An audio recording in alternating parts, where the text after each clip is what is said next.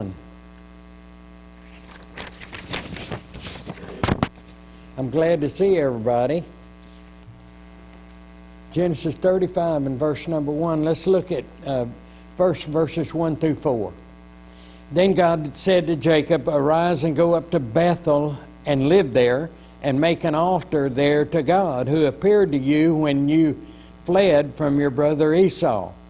So Jacob said to his household and to all who were with him, "Put away the foreign gods which are among you, and purify yourselves, and change your garments.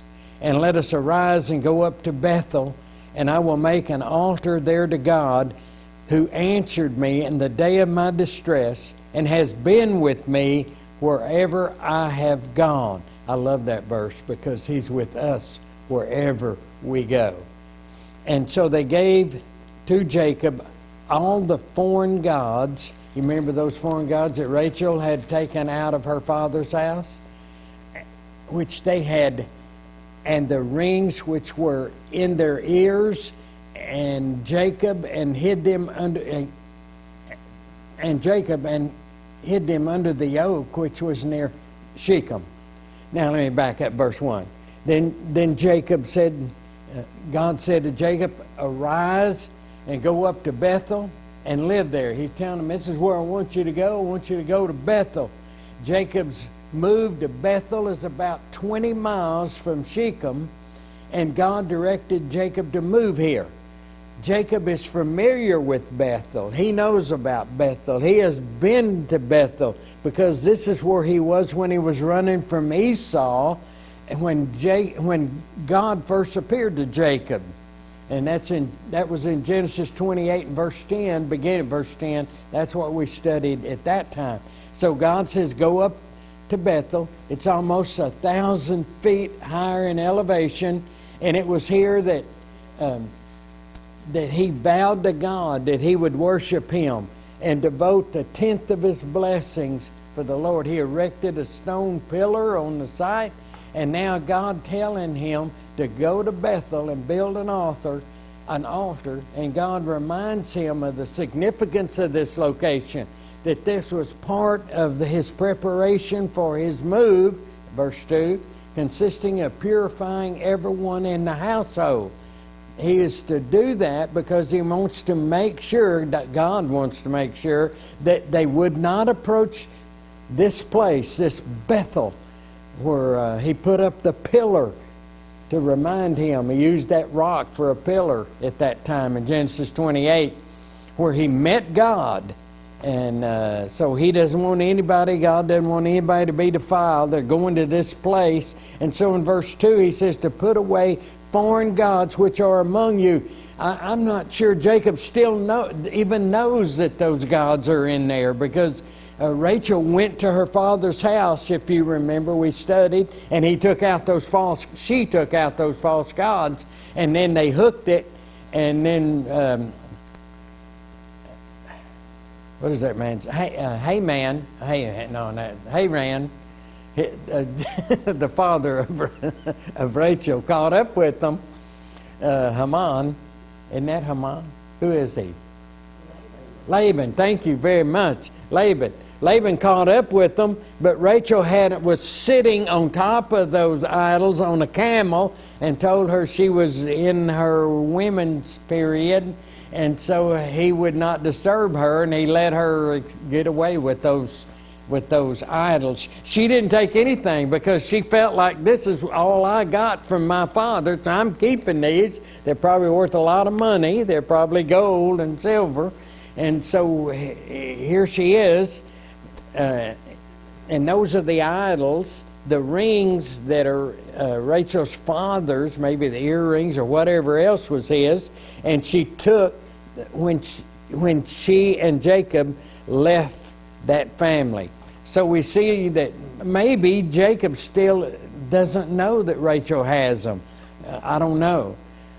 Some of the things were pagan good luck charms. You know, the things in your ears and things wherever were good luck charms under a pagan god that her father had done. He worshipped those false gods. It makes you wonder if Jacob still didn't know. I don't know. Up to this, maybe, but he knows now. God never permitted anything unclean. That's why they're going to have to be unclean. And those things cause pollution with sin and divided loyalties. And to enter into the presence, and Jacob vowed that when he returned to Bethel, this place would be called, Bethel means God's house. It's a spiritual presence of at one time of God. And so in verse 4, so they gave Jacob all the foreign gods which they had, and the rings which were in their ears. And Jacob hid them under the oak which was near Shechem. Once Jacob had all that stuff, all the things that God didn't want among them, then he buried them under an oak or a terebinth tree, some versions call it, at Shechem. Symbolically leaving behind, this was symbolic of leaving behind all those pagan idols, and now that were on his journey in obedience to God. He's doing this. They were under the protection of God now. I hate it when I get hiccups. Now let's go to verses 5 through 8. Any questions or comments so far? Have I made that as clear as mud, or have I been okay with you? Verses 5 through 8. Genesis 35. As they journeyed, there was a great terror upon the cities which are around them, and they did not pursue the sons of Jacob. So Jacob came to Luz, that is Bethel, which is in the land of Canaan, he and all the people who were with him. And he built an altar there and called the place El Bethel, because their God, or maybe that's Mexican pronunciation, it's probably El Bethel, because God had revealed himself to him when he fled from his brother. Now Deborah, Rebekah's nurse, died, and she was buried below Bethel under the oak, and it was named, I can't pronounce, so that's okay. We know where he is. So verse 5, as they journeyed, there was a great terror among the cities wherever they went, because they were terrified of them. They knew that God was with them, and so they didn't pursue them. Jacob is being protected by God, and as they travel, the terror of the Lord is with them, and all the people that they passed left them alone because they knew. Verse 6, so Jacob came to Luz, that is Bethel, which is in the land of Canaan. Luz was the name that the locals called it. Jacob fulfills God's command here, and he builds this altar in verse 7. It's Jacob's rededication of himself. I want you to look at it that way. He is a changed man than what he was when he left his home. So he is... Bethel is... to God, is God revealed himself there to Jacob. And this is the place now 20 years earlier that God had been with him. And now, verse 8, now Deborah, Rebekah's nurse, died, and she was buried below Bethel under the oak. It was named, I know what it means. It means oak of weeping. That's exactly what that word means, which and I'm not going to make any attempt to try to spell it because I don't want to show my ignorance. But I do know what it means. It means oak of weeping. So this is, Deborah is Rebekah's nurse, Isaac's wife. And we say to ourselves, how in the world did she get with Jacob? I spent about 2 days trying to figure that out. How is she all of a sudden with Jacob? The only thing I can figure out, and you'll have to check me because this is my idea. This is what I think happened. Like I said, I've spent 2 days trying to figure this out, going through from 30 all the way through. And so here's what I believe.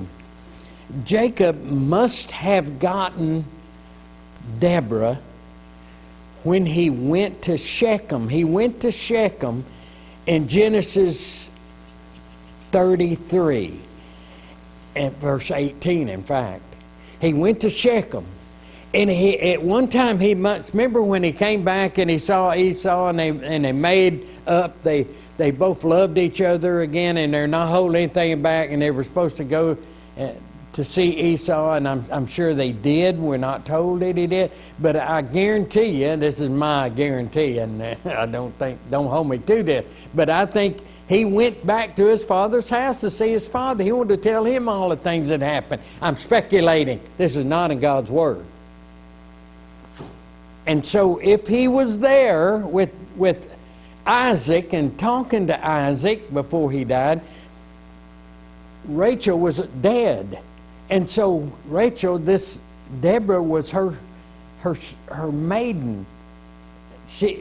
If I can help you remember, Deborah, let me back up. When Isaac's servant went and picked up Jacob and Rachel, Isaac and Rebekah, when Abraham sent the servant back to Haran to pick a wife for him, and they got, what'd you say, Rachel? Oh man, I get so mixed up with Rachel and Rebekah. It just tears me up. They got Rachel there, and if you remember when Rachel came back, she brought with her Deborah, her nurse. Do you remember that?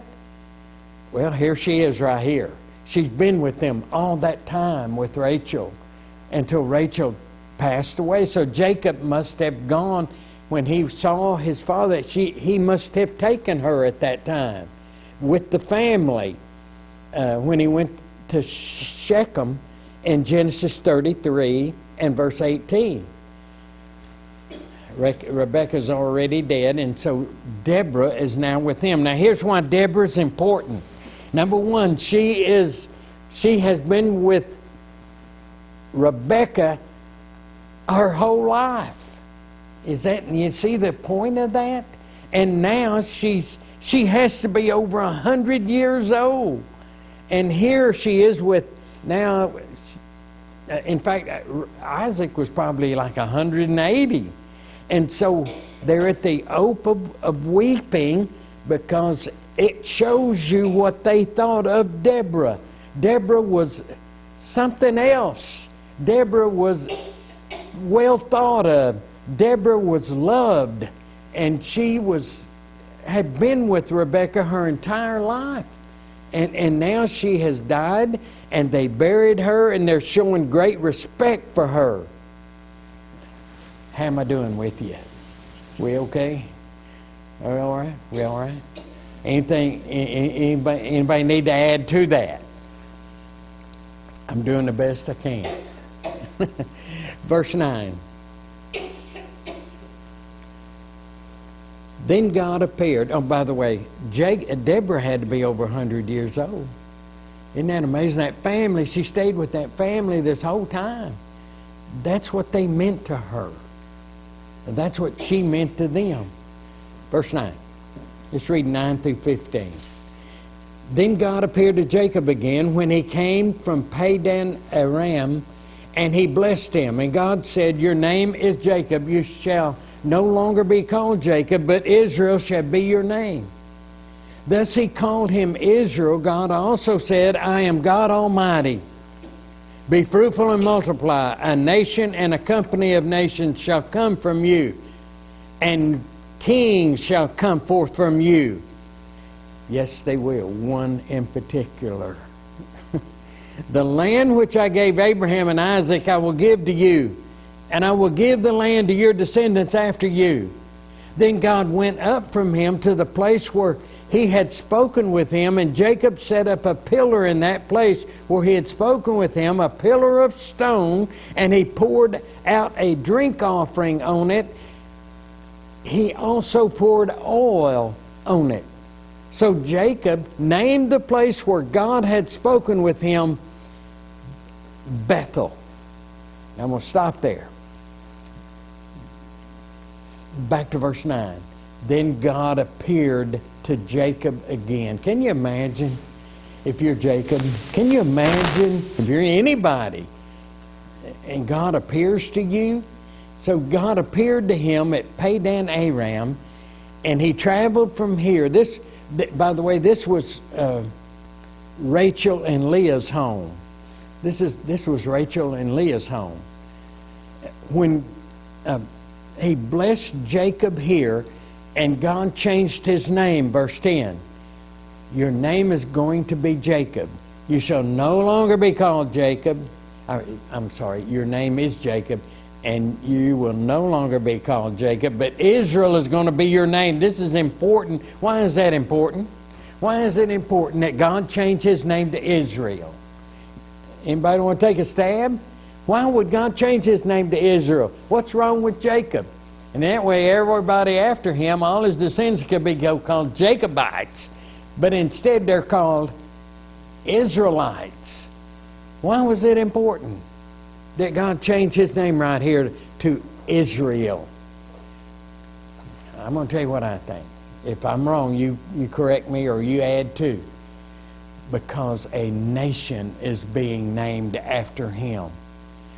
They're going to go to Egypt. Joseph has brought them to Egypt. They're under captivity for 400 years or 350, and then they leave. They're going to form a nation under Moses. He's bringing them out of Egypt, and now they're the children of Israel. There are 12 children of Jacob. 12 children of Jacob who become, when Jacob becomes Israel, then those 12 children become the children of Israel.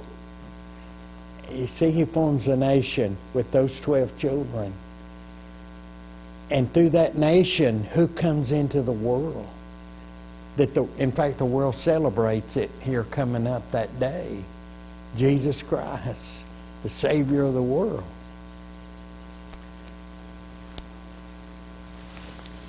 So Jacob, in verse 13, God went up from him. Oh, well, back up to verse 12. The land which I gave to Abraham and Isaac, I give it to you. And I will give the land to your descendants after you. In verse 13, then God went up from him. And Jacob set up this pillar of stone in verse 14. He poured out a drink offering on it. He poured oil on it. In other words, he's consecrating this place to God. God is giving a new name and it's always associated with a blessing from God. An example, Abram became Abraham in Genesis 17. And so he's showing a deep relationship with God, Jacob is, because he has that deep relationship with him. And so in verse 15, Jacob named the place where God had spoken to him as Bethel. Bethel means, it's so interesting, Bethel means house of God. Can you believe that? I mean, that's amazing, isn't it? Bethel means house of God. And remember when he was running, Jacob was running from Esau, and Rebekah sent him to her family to find a wife, and he spent the night here. This is where he first spent the night, was in Bethel. And what happened there in Bethel? He wrestled with someone at Bethel. He wrestled with an angel at Bethel when he was on his way back. And so he called it Bethel, a stone pillar, poured oil on it. Again, God speaks to him here, and he does the same thing. On his way back, he wrestled with the angel there. And so in verses 16 through 21, the birth of Benjamin and the death of Rachel, this is what I've been trying to get to. Verse 16, and they journeyed from Bethel, and when there was still some distance to go to Ephrath. You know what that is? That's the ancient name of Bethlehem. Isn't that amazing? So he's going to go there. Rachel began to give birth, and she suffered in severe labor.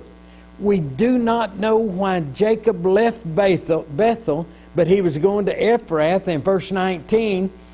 And the reason is, I bet you know, because Bethlehem is going to be the same place in Judea that fulfills prophecy in Micah 5 and verse 2 of Jesus Christ coming into the world. In fact, turn to Micah 5 and verse 2. Micah 5 and verse 2. This is the prophecy of Ephrath, or Bethlehem, as being the birthplace of Jesus Christ. Micah 5 and verse 2. Hundreds of years before. But as for you, Bethlehem, Ephrath, too little to be among the clans of Judea, from you one will go forth from me to be a ruler of Israel. He is going forth, his going forth are from long ago, from the days of eternity. So we know it is the birthplace of Jesus Christ. And I tell you what else that tells us. Jesus is more than, and I'm going to say that this morning, Jesus is more than a baby in a stable in Bethlehem. He is a lot more than that. He is the Son of God from heaven that left his heavenly home that God sent to earth to die for us. And there's a whole lot more to the story than born in a stable, isn't there, Darwin? But the world celebrates that day, and I guess that's okay, because maybe they would never do that if we didn't even have that one day that the world celebrates him.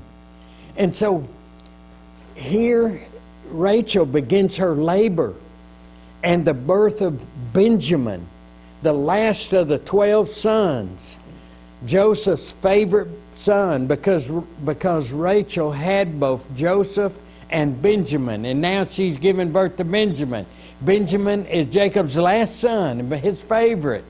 And the birth was hard, and Rachel suffered. In verse 17, when she was in severe labor, the midwife said to her, "Do not fear, for now you have another son."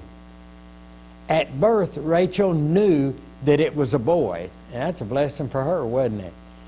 That it was a boy. And apparently she realized what condition she was in.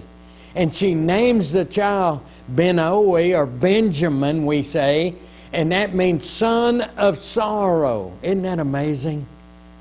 She knew what was going to happen to her, I think, because she dies in childbirth. In verse 18, it came about, I love this, it came about as her soul was departing, for she died. Isn't that a message for us? What happens to our soul when we die? It departs to God. Ecclesiastes 12 and 13, the dust returns to the earth, as the body returns to dust as it was, and the spirit, the soul, returns to God who gave it. That's what's happening here. It came about as her soul was departing, for she died. She named him Ben-Oni, or Benjamin. His father called him Benjamin. Rachel's soul is described as departing, and it agrees perfectly with Ecclesiastes 12 and verse 7. Her soul returned to God who gave it. Rachel's physical remains are buried. Jacob changed his name to Benjamin, and Benjamin, here's what it means: son of my right hand. Jacob changed his name to where I could pronounce it. To Benjamin, son of my right hand. She had named it son of my sorrow. but Benjamin means son of my right hand. Maybe the name is in a reference to Rachel, who was the love of his life, and it can also mean son of my old age, because he was old. Verse 19 and 20. So Rachel died and was buried on the way to Ephrath, that is Bethlehem, and Jacob set up a pillar over her grave. That is the pillar of Rachel's grave to this day. So she's buried where? Bethlehem. Who else was born in Bethlehem besides Jesus and besides Rachel is buried there? Who else was born in Bethlehem? David. So Jacob marked her grave with a pillar. The location remained known and identifiable apparently at the time when this was written. When Moses wrote this, it was there. This was about 400 years after. In verse 21, then Israel, Jacob, journeyed on and pitched his tent beyond the tower of Eder. Now here's why that's important. After the burial place of Rachel, Jacob travels on to this tower of Eder. The location is unknown. In the Hebrew, it means tower of the flock. And it may have been a watchtower for overlooking the flocks that were in the field, the animals. Here's why it's important. In Micah 4:8, he talks about the tower of the flock. Tower of the flock. And a prophecy that the Lord will rescue Zion, Jerusalem, by the coming of Jesus Christ. So, verse 22. It came about while Israel was dwelling in that land that Reuben went and lay with Bilhah, that's terrible news, his father's concubine, and Israel heard of it. Reuben was the oldest son, and this sin cost him his birthright. His birthright, being the oldest of the 12 sons. Reuben was the oldest of those 12 children, and him doing this sin cost him the birthright of those 12 sons. And you know that's important because you know who that privilege goes to? Joseph. It goes to Joseph. Bilhah is Jacob's concubine, the handmaid of Rachel. She is not the mother of Reuben, and Reuben committed a sin of incest. So in 1 Corinthians 5 and verse 1, the sin of the Corinthian society, Jacob was aware of Reuben's sin. Nothing suggests that Reuben forced her to do this. So you conclude that Bilhah was complicit in this sin, and we see it cost the birthright. If you want to read about this, you can go on to look at 1 Chronicles 5 and verse 1 and 2. The reason I'm mentioning all this before I wrap this up, it's a good time to discuss and clarify the concubines of the women that he was married to. To the husband, it was a concubine was married only in a limited sense. Her sons could not be counted as heirs. You understand that? And that's why Joseph became the inheritor. But as a concubine, she had no say in how the family functioned. She was the property of the husband. The law of Moses would provide some legal protection to a concubine. And that legal protection, if you're interested, it's Exodus 21, 7 through 11 and Deuteronomy 21, 10 through 17. There's the protection for the concubine. But as far as humane, fair treatment, God never condoned the practice of the old law, this practice, and in the new law, it's sin. Matthew 19, verse 5 through 9. Yeah, you're one wife. Now, in verses 23 through 26, this is what I want to do before I close. The 12 sons of Israel. I want to do that so that if you want to make a note of it or whatever, you can kind of keep your head straight on who the kids belong to under each wife. That was a struggle for me. I had to separate this. So in verses 23 through 26, Leah has 6 sons. 6 sons. Now, what I'm doing is I'm helping you see the 12 sons of Israel. The 12 sons of Jacob, which is the children of Israel. I got that straight. Leah has 6 sons: Reuben, Simeon, Levi, Judah, Issachar, and Zebulun. Rachel is his favorite wife. She has 2 sons, Joseph and Benjamin. Bilhah, Rachel's handmaid, has 2 sons, Dan and Naphtali. Zilpah, Leah's handmaid, has 2 sons, Gad and Asher. Those are the 12 children of Israel. If I misspelled or mispronounced 2 names, I try to sound them out, and sometimes when I do that, I get them wrong. Issachar and Naphtali.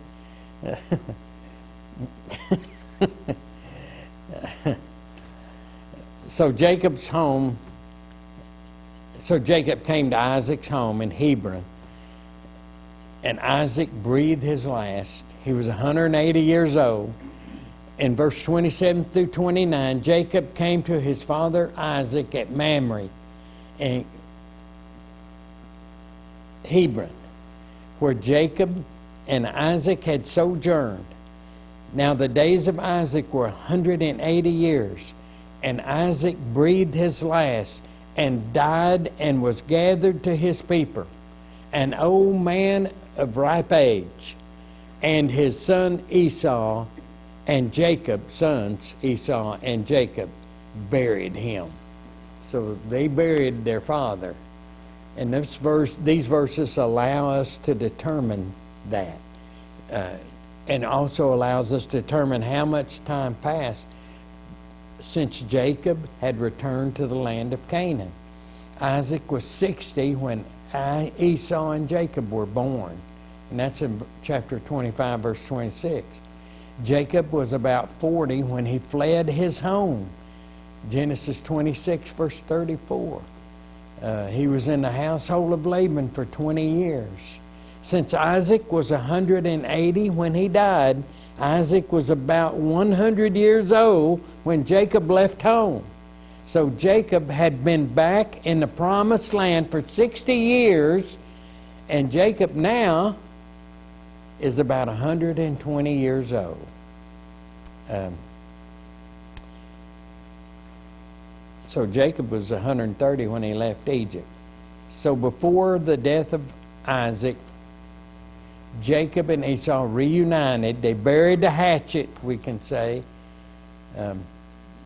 There's no record of any other meeting of Jacob and Esau. No other meeting we have. Jacob and Esau reconciled their differences, but their descendants did not, as we will study later.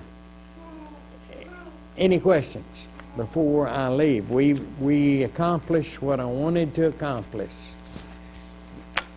I hope that you think I did. The first birthright, I think maybe we just got our names mixed up. I probably did. So Reuben went first, and of course Reuben laid with the handmaid. That knocks him out. Yeah. And then next you have Simeon and Levi. Well, they went against Dinah and killed Dinah's brothers. Yeah. That's in chapter 34. So then the next firstborn birthright goes to Judah, which we trace Christ. When he Yes. gets back, That's why.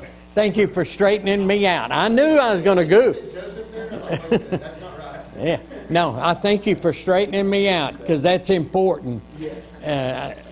Sometimes I just get complicated in my brain. I got a pea brain. I only take so much.